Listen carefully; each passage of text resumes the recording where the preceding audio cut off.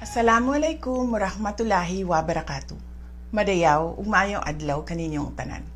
Magandang araw sa inyo lahat. Ang impeachment complaint na inendorso ng akbayan ay isang papel na walang kalakip na kahit anong ebidensyang magpapatunay sa mga paratang na isinasaad dito. Hindi na ito bago. Matatandaan na ang impeachment laban sa akin ay naging sagot nila sa aking pag-alis sa gabinete.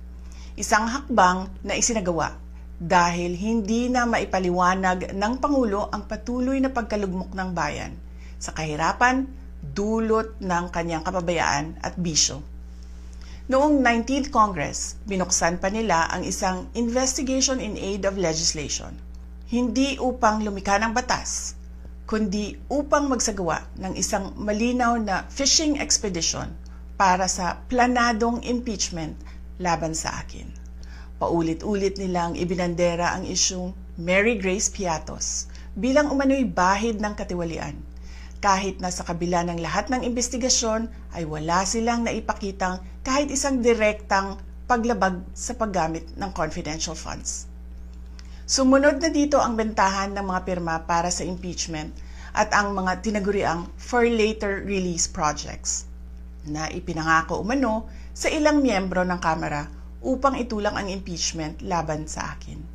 Mga pangyayaring mismong inamin na ng ilang mambabatas sa kanilang mga naging pahayag. Mga kababayan, walang kredibilidad ang akbayan upang mag-endorso o magsumite ng impeachment complaint.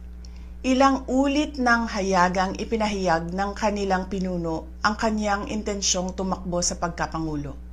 Isang malinaw na indikasyon ng pampulitikang motibo sa likod ng kanilang mga hakbang. Huwag nating kalimutan ang makasaysayang talumpati noong Agosto 2024 ni Risa Ontiveros, kung saan malinaw niyang inilahad ang tunay na motibo ng akbayan bilang isang grupo. At habang ang anak niya ay may kapangyarihan pa, hindi magiging madali ang ating laban. While VP Sara is in power, the threat of a full-blown Duterte comeback is still a very real and present danger. For one, they are supported by one major superpower, China. Kaya malinaw na lahat ng ito ay isang uri ng harassment at pang-aabuso sa proseso ng impeachment ng grupong akbayan.